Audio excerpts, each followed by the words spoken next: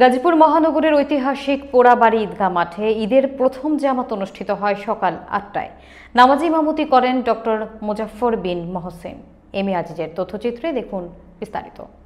নামাজে অংশগ্রহণ করেন প্রায় ১৫,০০০ মুসল্লি। গাজীপুর মহানগর ঐতিহাসিক পোড়াবাড়ি ঈদগাহ মাঠে, রাজবাড়ি ঈদগাহ মাঠ সহ গাজীপুর মহানগর এবং জেলায় বিভিন্ন মাঠে ঈদের নামাজ অনুষ্ঠিত হয়। দীর্ঘ ১ মাস সিয়াম সাধনার পর ঈদের জামাতে অংশ নেন মুসল্লিরা। নামাজের পর দেশ এবং জাতির উম্মার জন্য দোয়ায় কান্নায় ভেঙে পড়ে মুসল্লিরা।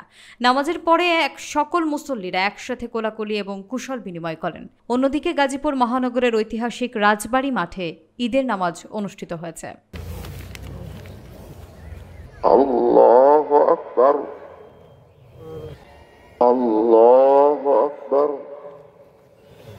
আসসালামু আলাইকুম ওয়া রাহমাতুল্লাহ।